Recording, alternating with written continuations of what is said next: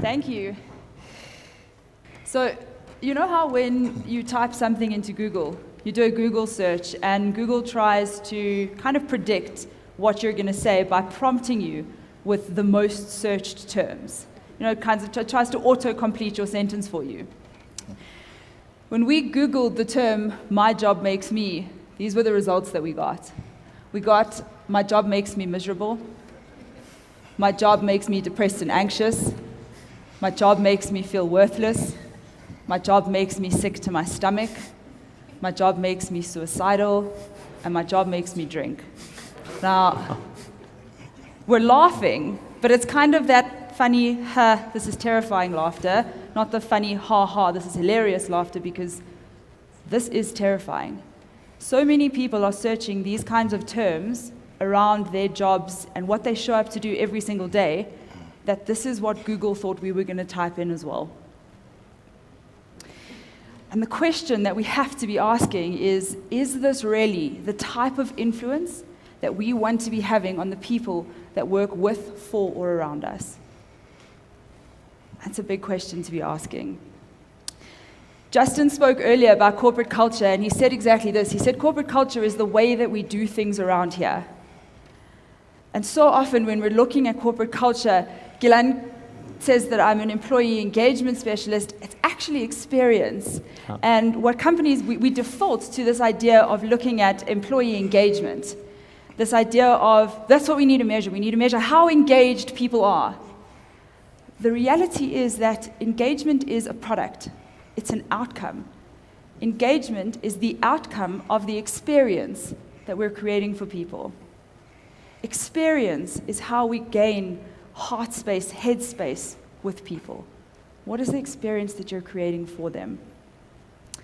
And speaking of creating experience, Brad and I, as co-founders of Still Human, a relevance bureau, we wanted to understand the best companies around the world.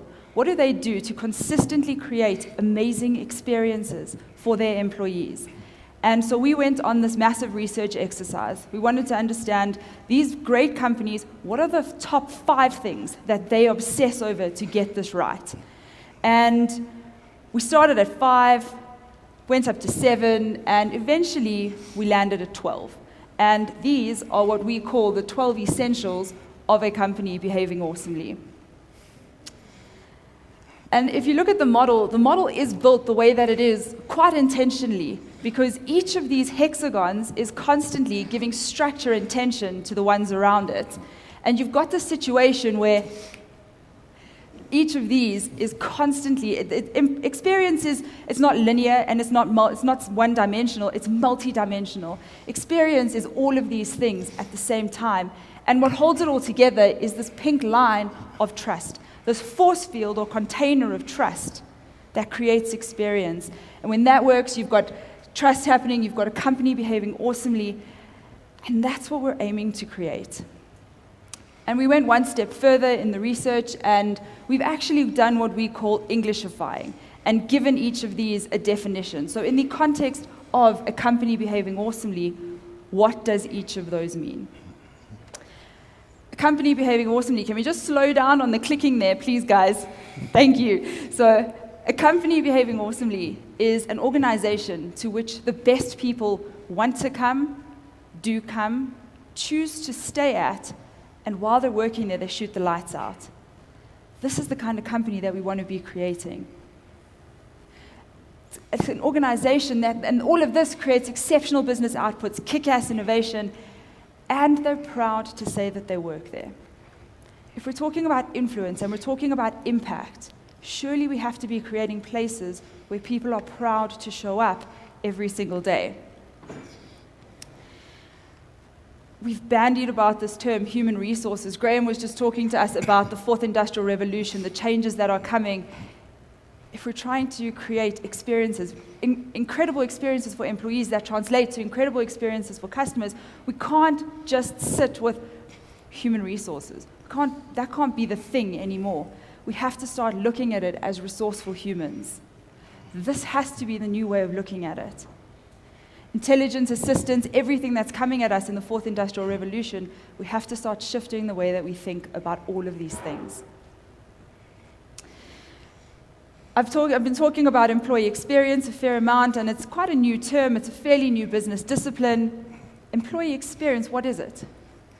It is the sum of everything in the work environment that creates how employees are made to feel and whether they are being switched on and grown or switched off and depleted. Employee experience is not one thing, it is a million little things. It is moments that matter, moments of impact, moments of influence.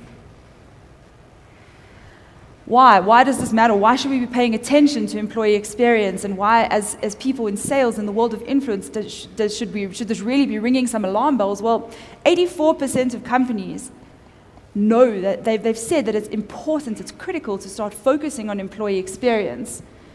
And we know that the top quartile of companies getting this the most right, they're finding themselves earning 25% higher profits with double the innovation and double the customer satisfaction. 9% only 9% of companies are saying that they're ready to address this. Yet 28% are saying that it is absolutely urgent. So maybe just to continue on with Brad's line of thought there, he spoke about people showing up to do the bare minimum. There's something called the bare minimum transaction, which we often see companies and their employees getting caught up in. And the bare minimum transaction is where I, as an employee, am showing up every day, and in actual fact, all that I'm getting in terms of experience and benefit from this organization, it's just a salary. There's nothing else that is serving me. I'm not having a great experience. I'm not being led really well. My career aspirations aren't being taken care of. Nobody really cares what matters to me as a human being or what switches me on. And all I'm getting is this bare minimum, which creates that all that I give back is the bare minimum. It's the bare minimum that I have to get my salary every single day. What we're trying to achieve in designing awesome employee experience is that you've got this line of bare minimum, but you're creating an experience that's so far beyond that line that people are showing up wanting to contribute so far beyond that line every single day. Rabbit hole with you guys. In order to experiment and to try new things, I mean, we have people here in the audience who perhaps today have started to think, wow, maybe there's new ways to do things. You know, we've had certain training as well, ideas that I've given on new things perhaps that hadn't been tried before. Perhaps there are some who need to now convince their team that they should be trying new things. There's almost a level of uncertainty moving into trying new things, right? And whenever people feel uncertain or there's any kind of emotional exposure which comes with the whole thing of if I mess up, maybe I'm going to look really bad or whatever the case may be, you guys help companies all the time to create this kind of transformation. What would you say to anyone sitting here today who wants to change, they want to adapt, they want to grow, they understand the world's changing at an exponential rate, and that feels like a very vulnerable place to be? How did they deal with that vulnerability? And you can answer either from their perspective as someone within the team or somebody who's actually managing the team, because we do have a mix here in the room. Andy, why don't we start with you and then we'll just go right down the line. Cool. So speaking from the perspective of someone managing or leading or working with a team of people, one of probably the most critical thing to get right in making people comfortable with change, vulnerability, trying new things, is this idea of psychological safety. Google did a massive experiment. They did a massive research study called Project Aristotle a couple of years ago. They wanted to understand what was the one key thing that made the most high-performing teams high-performing. What was that little gold nugget at the center of it? And what they came up with was that it's actually this idea of psychological safety, this idea of knowing that the people that I work with every single day have my back, that I'm safe here, that if I try something new and it goes wrong, I'm not going to be killed or ridiculed or shunned, but that I'll be supported and we can learn from it and we can try something else. And that idea of psychological safety, and it's something that we see lacking in almost every organization that we work with, this safety, this knowing that people have my back. If that is not there, you saw in the Essentials model, trust is the container, it's the force field that holds it all together. So if that psychological safety is not there in a team, you're going to really, really struggle to get people to try new things, to be vulnerable, to be willing to kind of put themselves out there with these new ideas and this new thinking. Thank you. Great. So, Nele. Okay.